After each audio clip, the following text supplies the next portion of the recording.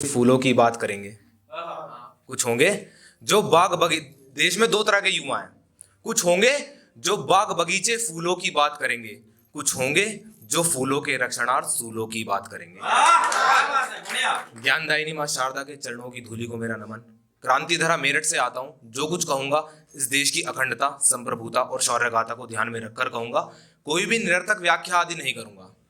कौशिक गोत्र, महर्षि विश्वामित्र का वंशज हूं, ब्राह्मण हूं और अपने ब्राह्मण होने का परिचय चार पंक्तियों से देता हूं कि ब्राह्मण पैठी पाताल छलियो भली। कौन थे ब्राह्मण? क्या किया था ब्राह्मणों ने?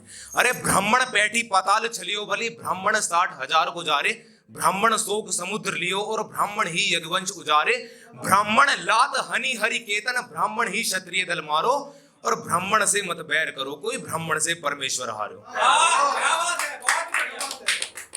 ब्राह्मण से परमेश्वर हारो। एक विचार आया जब आज 76वां गणतंत्र दिवस मनाने के उपलक्ष्य में हम यहाँ एकत्रित हुए हैं कि अब लिखें क्या। प्रेम रस भी हो गया, हास्य रस भी हो गया, वीर रस भी हो गया। अब देश का युवा नया क्या लिखता है कि मैं लिखूं हिमालय की चोटी में नदियों का अवसाद लिखूंगा।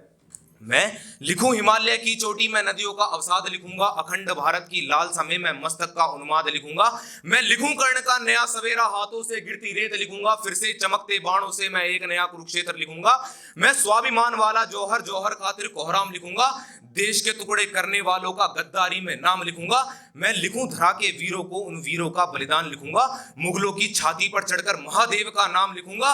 अरे मैं लिखूं धरा के वीरों को, उन वीरों का बलिदान लिखूंगा, मुगलों की छाती पर चढ़कर महादेव का नाम लिखूंगा। मैं लिखूं भगत सिंह फांसी का फंदा, फंदे की वो धार लिखूंगा। मैं लिखूं भगत सिंह फांसी का फंदा, फंदे की वो धार लिखूंगा, संस्कार और संस्कृति वाले वेद वो चार लिखूंगा। अरे रामलला की पावन धरती पर मैं जय जय श्री राम लिखूंगा, शत्रु की छाती पर चढ़कर भारत मां का नाम लिखूंगा। शत्रु की छाती पर चढ़कर, अरे शत्रु की छाती पर चढ़कर भारत मां का नाम लिखूंगा। गंगा का पावन जल और जल से उगता सूरज है हम कौन लोग हैं? हमारा परिचय चार पंक्तियों में सिमट के नहीं रह सकता। करे गंगा का पावन जल और जल। रानी पद्मावती एक फिल्म बनी, महारानी पद्मावती एक फिल्म बनी, बाजीराव मस्तानी एक फिल्म बनी और पृथ्वीराज चौहान एक फिल्म बनी। सिर्फ इन 3-4 नामों को फिल्म के द्वारा हम जान लेते हैं, इनका वास्तविकता क्या थी और इनके साथ और कितने नाम जुड़े हुए थे हम भूलते जा रहे हैं। उन्हीं नामों को आज गिनवाने का प्रयास करता हूं कि गंगा का पावन जल और जल से उगता सूरज है हम, नव भारत की नींव से लेकर नव भारत का कल है हम। अरे हमने ही तो इस दुनिया को 4 वेद का ज्ञान दिया, मोह माया के भवसागर से नव निकास का ज्ञान दिया। जिस धरती के हर कण में बस क्षण क्षण ओम सुनाई दे, जिस धरती का हर एक कण बस राम नाम की गवाही दे। अरे राणा की हुंकार से लेकर कुंभा को जन्म दिया जिसने, राणा की हुंकार से लेकर कुंभा को जन्म दिया जिसने, आंखों में अश्रु धार लिए पुत्रों का रक्त पिया जिसने। अरे आंखों में अश्रु धार लिए पुत्रों का रक्त पिया जिसने, पर याद रखा बस चेतक तुमने और राम प्रसाद को भूल गए। राम प्रसाद महाराणा प्रताप के हाथी का नाम था जो 18 दिन तक भूखा रहा था और मातृभूमि के लिए अपनी 18 दिन तक भूखे रहकर जान न्यौछावर कर दी थी। अरे याद रखा बस चेतक तुमने और राम प्रसाद को भूल गए, याद रहे महाराज रतन सिंह गोरा बादल को भूल गए। अरे भूल गए, नमन किया मां पद्मावत को जो जौहर में थी कूद पड़ी, याद रही वो मां रानी 16,000 माएं भूल गए। अरे भूल गए मां काशीबाई, बाजीराव मस्तानी जोड़ दिया, जोड़ के भगवा आतंकवाद से भारत भीतर से तोड़ दिया। नाम आज वो गिना रहा हूं इतिहासकार जो भूल गए एक वीर भवानी, मां पन्ना भी भूल गए।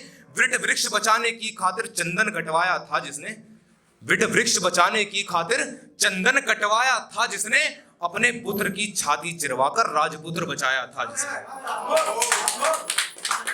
मां पन्ना ने अपना बेटा रख दिया था और एक राजपुत्र को बचाया था। यहाँ कितने भाई राजपूत बैठे हैं? कोई है राजपूत यहाँ हो? जानते होंगे भाई, अगर पढ़ा होगा इतिहास कभी तो।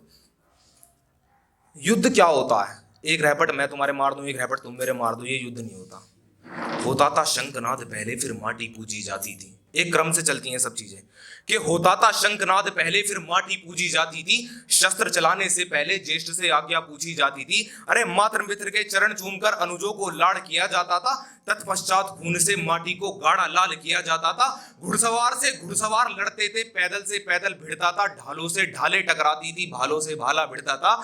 लड़ जाते थे योद्धा से योद्धा, राजा से राजा लड़ता था, निहत्ते शस्त्रहीन सैनिक पर वार न कोई करता था। अरे भिड़ जाती थी छाती से छाती, धड़ से सर लड़ जाते थे। हिंदू धर्म में युद्ध से पहले युद्ध के नियम बनाए जाते थे।